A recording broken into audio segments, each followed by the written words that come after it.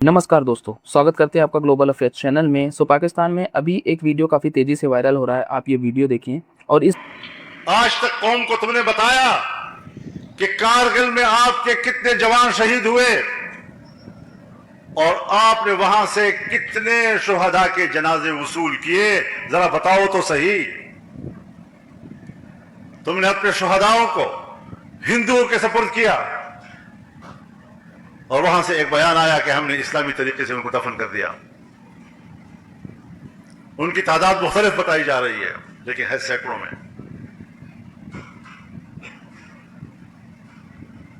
तुम अपने शुहदा के जनाजे वसूल करने के लिए तैयार नहीं हो। तुमने अपने जनाजे हिंदुओं के हवाले किए।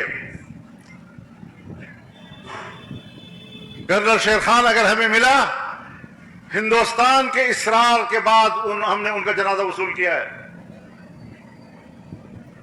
अपने शुहदा की तौहीन। इस वीडियो में जो शख्स बोल रहे हैं वो कोई आम आदमी नहीं बल्कि JUIF एक पॉलिटिकल पार्टी है पाकिस्तान में। उनके चीफ है फजलुर रहमान और ये पंजाब असेंबली के स्पीकर भी हैं।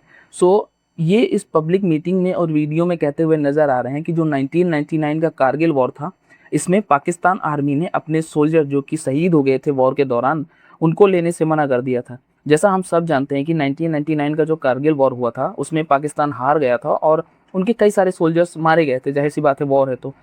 लेकिन शर्म की बात तो ये थी कि जो पाकिस्तान के साइड से सोल्जर्स हैं, इवन उनके जो कर्नल हैं परवेज मुशर्रफ, उन्होंने अपने शहीद सोल्जर्स को लेने से मना कर दिया जब भारत ने कहा भी था। यही बात को ये पॉइंट आउट करते नजर आ रहे हैं। उसके आगे ये भी कहते हैं कि जो कर्नल शेर खान है, इनका भी फ्यूनरल लेने से मना कर दिया था। वो तो भारत था जिन्होंने इंसिस्ट किया।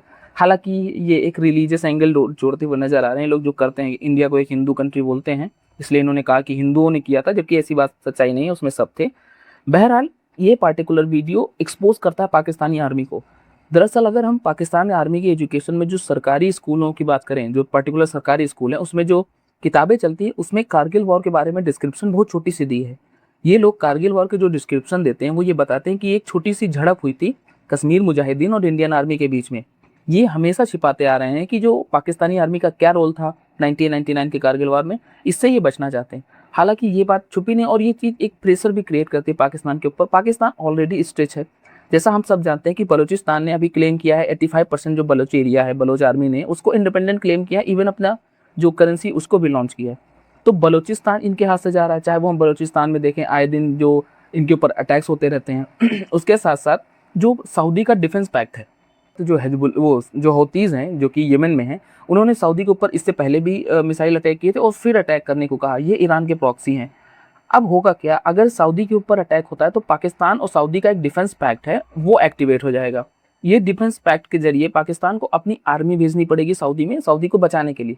अब देखना ये होगा कि ये ऐसा करते हैं कि नहीं करते हैं। हालांकि उसके अलावा भी कुवैत ने भी ये ऑफर रखा है कि जो पाकिस्तान का डिफेंस पैक्ट है उसको ये ज्वाइन करना चाहते हैं। इन्होंने सीधा कहा कि अगर पाकिस्तान को अपना कर्जा, जैसे कि हम सब जानते हैं पाकिस्तान ने हर जगह से कर्जा ले रखा है, तो इनको इसके बदले में उनको सिक्योरिटी प्रोवाइड करनी होगी। सही कहें तो पाकिस्तान एक सिक्योरिटी प्रोवाइडर बन चुका है जो किराए पे आर्मी दे रहा है। सिंपल सी बात ये, क्योंकि इन्होंने कर्जा ले रखा है। तो हो सकता है कुवैत भी ज्वाइन करे और तुर्की भी एक्सप्लोर कर रहा है ऑप्शन को कि सऊदी और कुवैत के साथ ये भी पार्टनरशिप करे और डिफेंस पैक्ट में आ गए हैं। ये पार्टिकुलर चीज़ इनके ऊपर काफ़ी ज़्यादा प्रेशर खड़ी कर देती। एक तो बलूचिस्तान में इनकी आर्मी परेशान है, उसके साथ साथ सऊदी को भी डिफेंड करने जाना होगा, वरना ये पैक्ट जो है किसी काम का नहीं होगा। कुवैत भी इंसिस्ट कर रहा है कि वो भी ये पैक्ट को ज्वाइन करना चाहते हैं ताकि पाकिस्तान जो है सिक्योरिटी प्रोवाइड कर सके। इधर अगर हम देखें तो POK में प्रोटेस्ट चल ही रहे हैं, जो POK इंडिपेंडेंस की बात कर रहे हैं कह लो। ये चारों तरफ से पाकिस्तान की आर्मी स्ट्रेच कर रही है। पाकिस्तान में कोई गवर्नमेंट नहीं है, बल्कि वो पाकिस्तान की आर्मी जिसको बनाती गवर्नमेंट वही बन जाती। देखना अब ये होगा कि इस सिचुएशन में क्या करते हैं। इन्होंने पाकिस्तान की आर्मी ने अभी अपना जो सैलरी हाइक है वो 25% किया है, यानी कि पाकिस्तान का जो बजट है वो काफ़ी तेज़ी से बढ़ा है, आर्मी बजट।